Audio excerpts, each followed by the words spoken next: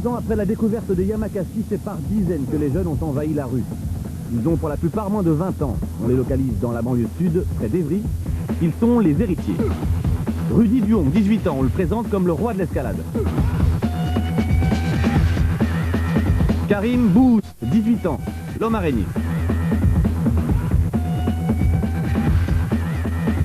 Sébastien Foucan, 26 ans, le grand frère. Stéphane Vigroux, 21 ans, le cerveau. Enfin Ken, l'acrobate voltigeur.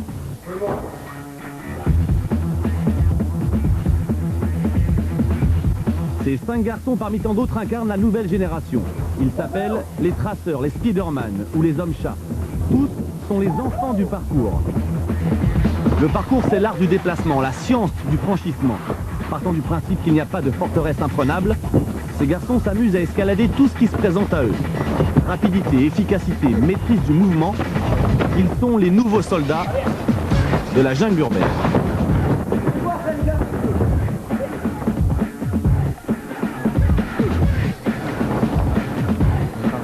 Moi, ce que j'aimerais préciser, c'est que ce sport, il est ultra complet. Il se pratique en milieu urbain et en milieu naturel. On peut très bien les pratiquer en forêt. Par exemple, la forêt Fontainebleau, il y a les rochers, il y a des arbres, il y a tout ce qu'il faut pour bouger, c'est top. Mais qu'on arrête un peu de dire que les mecs qui pratiquent cet art, c'est un art qui sort tout droit du béton des cités. Les enfants du parcours ont leurs règles, leur philosophie et leurs maîtres. Ils doivent tout à David Bell. David est celui qui a créé la discipline. Il a puisé son savoir auprès de son père, enfant de troupe au Vietnam. C'est lui, David, qui a créé et formé les Yamakasi. Seulement lui, il ne joue pas dans le film. Plutôt que de tout lâcher pour le cinéma, il a préféré quitter les Yamakasi pour rester auprès de ses troupes. On n'avait pas les mêmes objectifs, pour dire, et donc ils ont fait leur voix. Moi j'ai fait ma voix, c'était de transmettre, donc de montrer, voilà, c'est jeune quoi, parce que si j'étais resté avec eux, ça aurait été bien aussi pour moi, personnellement, mais il n'y aurait pas eu tout ça, donc je regrette pas. Le parcours apprend à se dominer et à s'endurcir, car le danger est partout.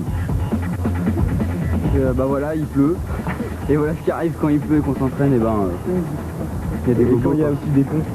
Et ici, l'obstacle n'est pas toujours de béton. On les tolère en bas. En aucune façon, on veut les voir dans les passerelles. Un Yamakasi, un traceur, un homme-chat, peu importe le nom, l'essentiel est de franchir un toit, un mur, un préjugé ou un tabou. Franchir pour s'affranchir de toute appréhension. Leçon finale avec le maître, David Bell. Sans trucage, sans protection, voici comment en moins de 20 secondes, il est capable de se sortir de n'importe quelle situation.